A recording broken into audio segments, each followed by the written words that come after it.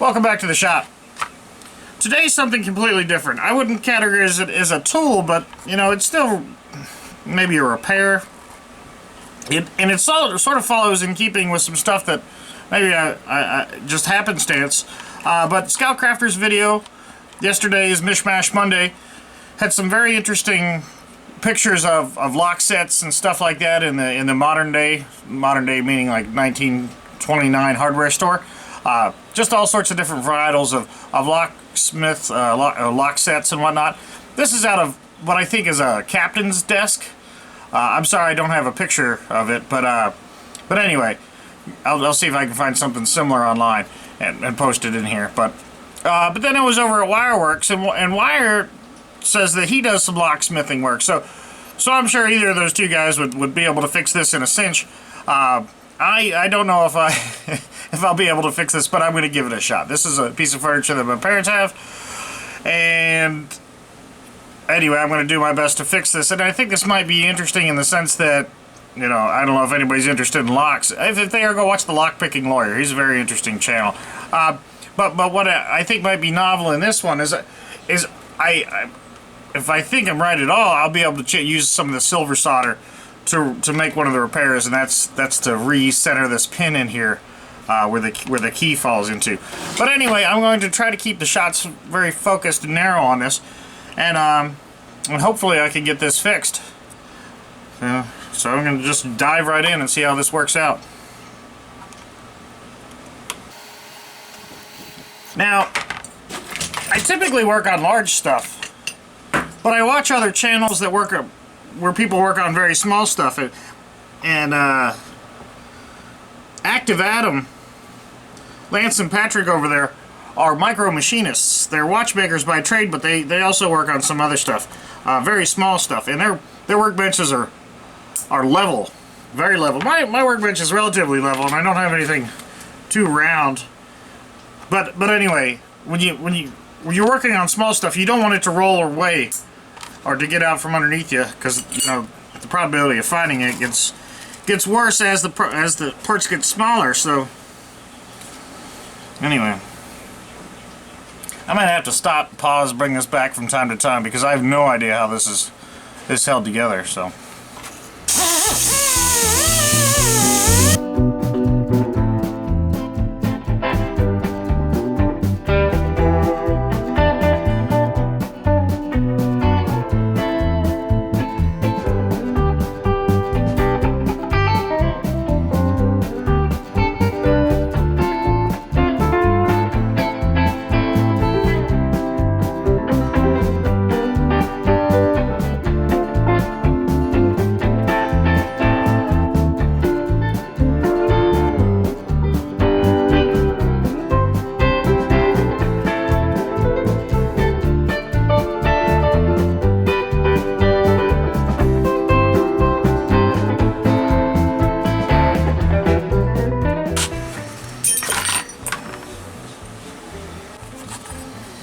Alright, so this is cooled down a little bit now. We have the hasp that's going to come through this bottom plate here.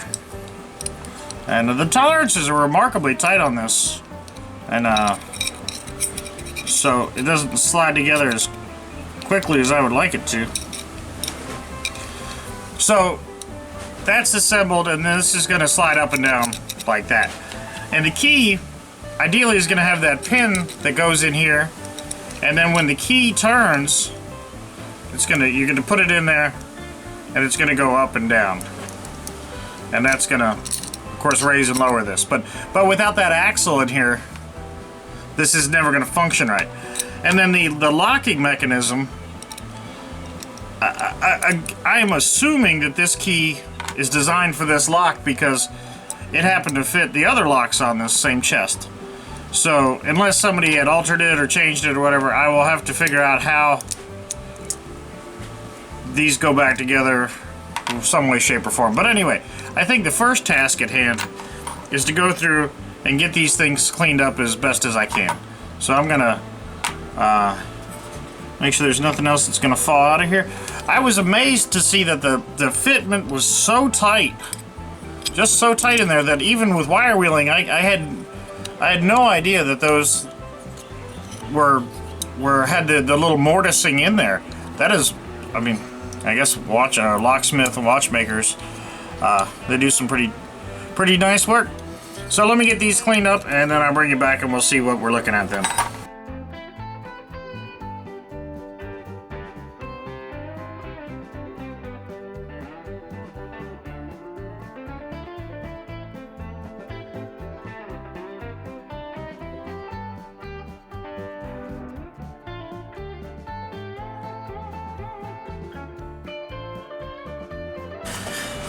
Alright, I apologize if you did see some media blasting video if it's off-center, because I put a screen in there so that I didn't lose any small pieces in the reclaimer. Again, I apologize for not committing some of the names to memory, but I've been backed up on the comments. I was out of town, and so I'm just playing catch up. And somebody asked me what the logic is between when I choose to use a wire wheel and when I choose to use the media blaster, or when I choose to use the media blaster. And he posed the question: is it media blaster versus the wire wheel? And as briefly as I could, I tried to explain that it's not a one way or the other. It's not a dichotomous sort of choice. It's not one or the other. It's either just the wire wheel or the media blaster and the wire wheel. And the reason it is because if you can see the white, the grayness of this, that's an etching. That's a very fine etching, if you will. And when I come through and wire wheeled after the fact, it sort of knocks that down and polishes it.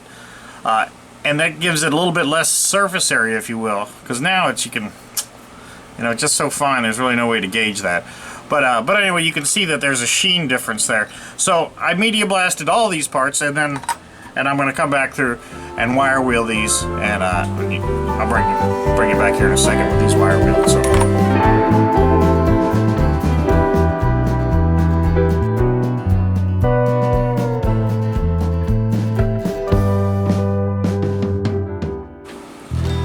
Alright, so I wire wheeled that piece and then took it to the fiber wheel, and you're looking right at yourself here, so that reflection is relatively dull, but it's sort of that brushed, varnished, I can never remember the terminology for it. But anyway, I think that looks pretty nice, and I think with the coat of the clear Rust-Oleum on there, this might look pretty nice. However, it will stick out like a sore thumb on this thing. So I'm still unsure how I'm going to finish this, but my priority right now is to get this working. And if somebody's out there screaming at me about the patina, okay, I got it. However, you cannot silver solder stuff that is dirty at all. It has to be just as clean as you can possibly get it. And I don't care. You're not gonna solder stuff together with patina on it. It's like welding aluminum or something. You're not gonna weld dirty aluminum. Not that I know how to weld aluminum, but I just hear people talk about it, and this sounds very similar to it. So the key on this is sort of jacked up. I'm going to try to... Oh, see, that locked in there pretty good. Now what I'm going to try to do is get you a shot of me silver soldering that. It felt really nice the way that snapped in there. So anyway, let me get these pieces out of the way. Get this set up, and then we'll solder this. Alright, so the silver solder, I'm going to bring it right in as close as I can. So we've got the pin, this pin here, again, just popped right out of this thing. So we're zoomed in pretty close. This is the Stay Bright, and you can see the percentages there. I'm going to try to remember to put the link in the description. I have a lot of people contact me and say, hey, what are you using? And I need to do a better job on that, I really do. But with the silver solder, it's very interesting because you don't need a lot of it, and when you place it, you see, I don't know if you saw that or not, but this is the silver solder, and I'm just going to rest it on there. And what I really want to do is heat the piece up that I want it to stick to, and in order for that to really work, you've got to maintain a balance between, smoking off the flux and getting it to bead in there properly. So I'm going to try to be careful with this and not torch my bench. We'll see how that works out.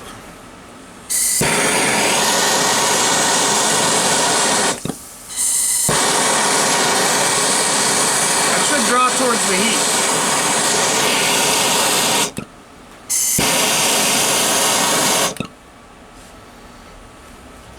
Alright, so that happened pretty quickly.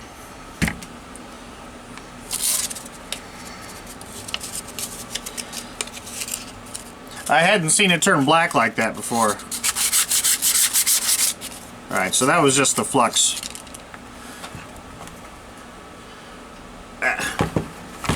Anyway, I'm going to let this cool down, and then I'm going to hit this very briefly with the wire wheel and then bring it back. I sometimes forget that I have more than one wire wheel.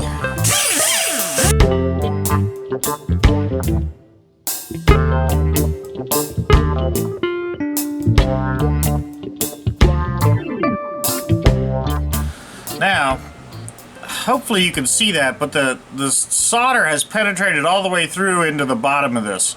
Has gone through this joint and locked that in there pretty good. This is low temperature solder. Apparently the HVAC guys use a high temp, but I think I use MAP gas. I'm real happy with switching from propane to MAP gas, but anyway, I think this is going to work fine. It's still... yeah, we're good. Let me get this assembled and get it so we can start working on the actual mechanism of this and see how it works. Now, the first thing I notice is that the key is beginning to stick. One of the ways to tell, let me see if I can find one here, is to see what's happening. You want to sometimes maybe index. So I'm going to put a little bit of magic marker on the outside of here and see if I can see where the key is hitting.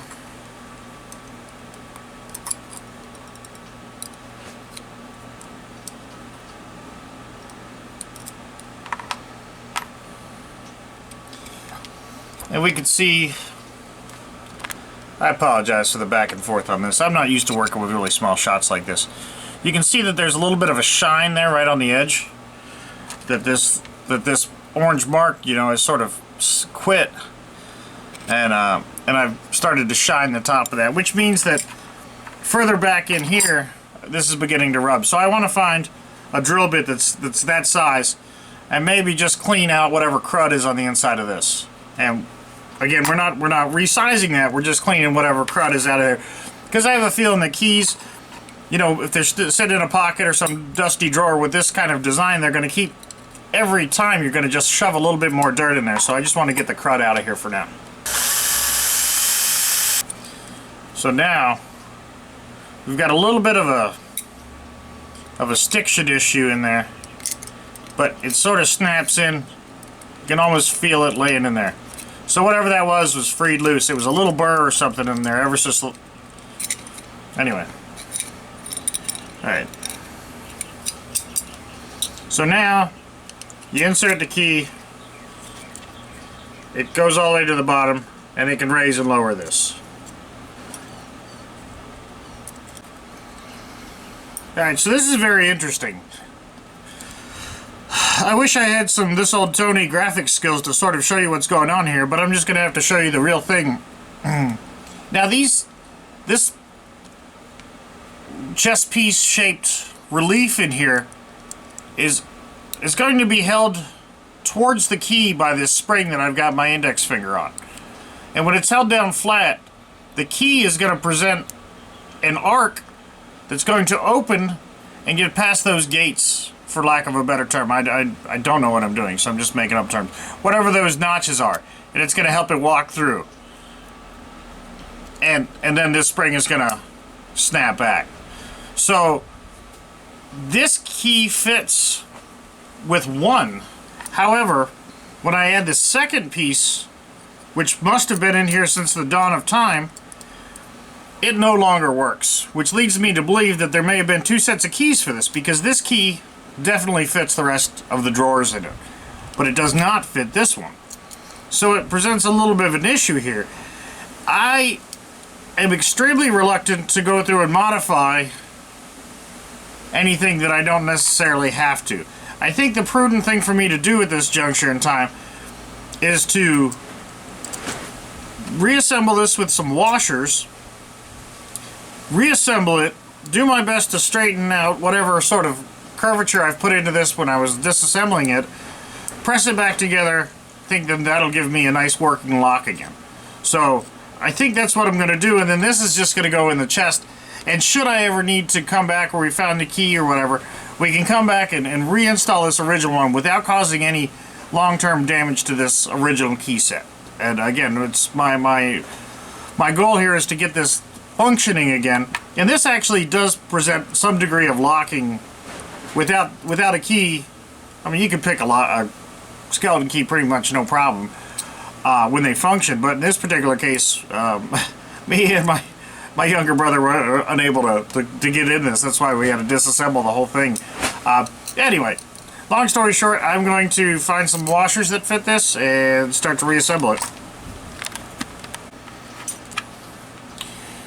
Alright, so this mic's out at, 47.5 thousandths, and then two small washers, like out at about 46.5 thousandths. So yeah, that's close enough for me. One of my washers fell out somehow. Alright, slight change of plans. What I did is I went and got a cotter, one of these roll pins. I got a box of 10 million of these. So I just took the cutoff wheel and made this bushing. It fits very nicely around that.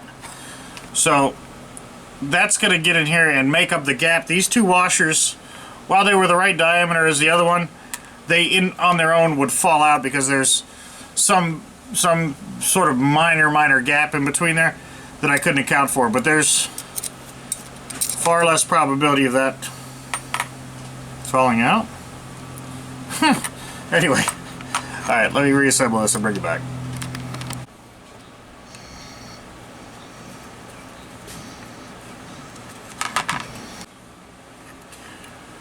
Alright, so the lock is all back together. I've got it functioning just fine. It seems to snap in and do everything it needs to do right now. And it's doing that without, of course, without the second key or whatever this thing is in there, the tumbler.